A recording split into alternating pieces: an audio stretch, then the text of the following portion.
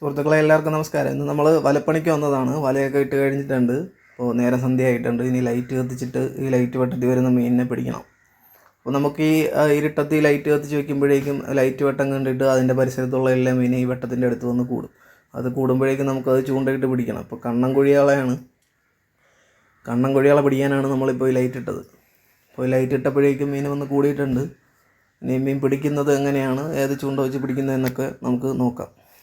അപ്പോൾ കുറച്ച് കണ്ണൻകുഴികളെ കിട്ടിയിട്ടുണ്ട്. ഇത് ഞാൻ നേരത്തെ എടുത്തതാണ്. ഇനി നമുക്ക് ആ ചൂണ്ടയൊക്കെ കാണിച്ചു തരാം എങ്ങനെയാണ് മീൻ പിടിക്കുന്നത് എന്നുള്ളത്.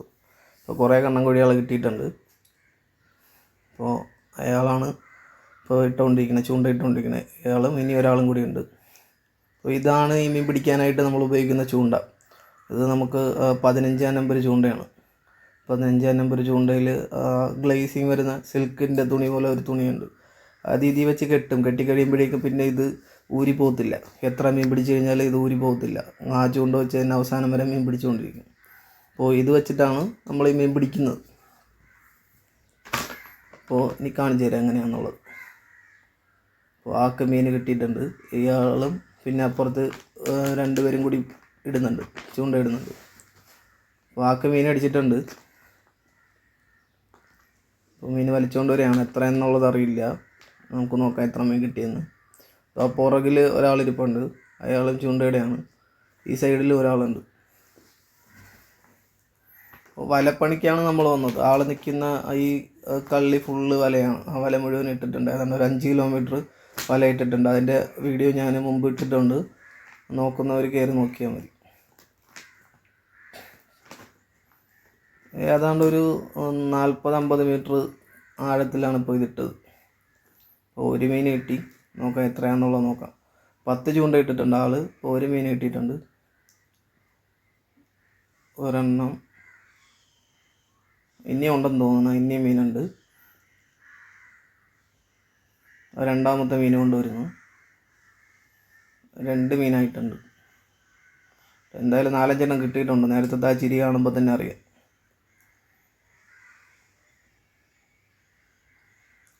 അപ്പുറത്ത് ഒരാളിടുന്നുണ്ട്. അയാൾക്ക് മീൻ കിട്ടുന്നുണ്ട്. ഇത് കഴിഞ്ഞിട്ട് ഞാനത് നോക്കാം.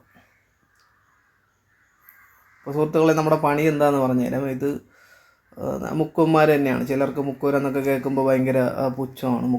മുക്കുവനല്ലേ എന്നുള്ളത്. എല്ലാവരെയും ഇല്ല, ചിലർക്ക്. ഇത് എന്തു പറയാനാണ്, ഓണറില്ലാത്തൊരു പണിയാണ്. നമുക്ക് മുതലാളി എന്നുള്ള ഒരാളില്ല. ഇതെൻ്റെ ബോട്ടാണ്. ഞാനെന്നാൽ മുതലാളിയൊന്നുമില്ല. ഞാൻ അവരെ പോലെ ജോലിക്കാരൻ തന്നെയാണ്.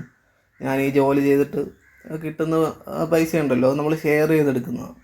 അപ്പോൾ ഷെയറാണ്. അവരാരും എൻ്റെ കൂലിക്കാരോ അല്ലെങ്കിൽ ജോലിക്കാരോ അല്ല, ഷെയറാണ്.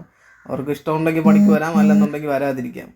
വേറെ എൻ്റെ അറിവിൽ ഇങ്ങനത്തെ ജോലി എനിക്കറിയില്ല. ഇഷ്ടം തോന്നുമ്പോൾ വരാൻ, തോന്നുമ്പോൾ പോകാമെന്നുള്ള രീതിക്ക്. ഈ ഓട്ടം പണിക്ക് വന്നിട്ട് നമുക്ക് 40,000 രൂപയ്ക്ക് ഉണ്ടായിരുന്നു പണി. ഏതാണ്ട് 2 ദിവസം പണി ചെയ്തു. 40,000 രൂപയ്ക്ക് പണി ഉണ്ടായിരുന്നു. അതിൽ ചിലവൊക്കെ കഴിച്ചിട്ട് ഒരാൾക്ക് 4,000 രൂപ വെച്ച് ഷെയറും കിട്ടി. അപ്പോൾ എപ്പോഴും കിട്ടണമെന്നില്ല.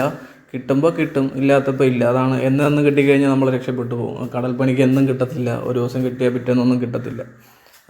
അപ്പോൾ ഇതൊക്കെയാണ് മുക്കുവൻ്റെ ജീവിതം. ഈ മുക്കുവന് പുച്ഛം എന്ന് പറയുന്ന ആൾക്കാരോട് എനിക്ക് ചോദിക്കാനുള്ള ഇതാണ്, എന്തുകൊണ്ടാണ് നിങ്ങൾ മുക്കുവൻ എന്ന് പറയുമ്പോൾ പുച്ഛം തോന്നാൻ കാര്യം? നമ്മൾ ജോലി ചെയ്തല്ലേ ജീവിക്കുന്നത്. നമ്മളെ ജോലി ഇതൊക്കെ തന്നെയാണ്. ഇതിൽ പുച്ഛമൊന്നും തോന്നാൻ മാത്രം എന്തുണ്ട്. അപ്പോൾ ചേട്ടന് മീൻ കിട്ടിയിട്ടുണ്ട്. ഇത് പനിയിടുമ്പോൾ ചേട്ടന് മീൻ കിട്ടിയിട്ടുണ്ട്. നേരത്തെ കാണിച്ചത് അളിയനാണ്, ബൈജു. എല്ലാം കൂടി കുറച്ച് മീൻ കിട്ടിയിട്ടുണ്ട്. ഇതിപ്പോൾ 2ാമത്തെ പ്രാവശ്യം വലിച്ചുകൊണ്ട് പറഞ്ഞാണ്. വീണ്ടും മീൻ അടിച്ചിട്ട് കൊണ്ടുവരുന്നതാണ്. നേരത്തെ കാണിച്ച ഇതല്ല, 2ാമത് മീൻ കിട്ടിയതാണ്.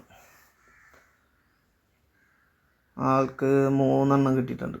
2 3 ഒരു അയില കിട്ടിയിട്ടുണ്ട്. ഇത്രയും നേരം കിട്ടിയതിൽ ആദ്യമായിട്ടാണ് ഒരു അയില വരുന്നത്. നേരത്തെ മുഴുവനും കണ്ണൻകുഴികളാണ് കിട്ടിക്കൊണ്ടിരുന്നത്. ഇനിയിപ്പോൾ വലിക്കാനായിട്ട് സമയമായിട്ടുണ്ട്.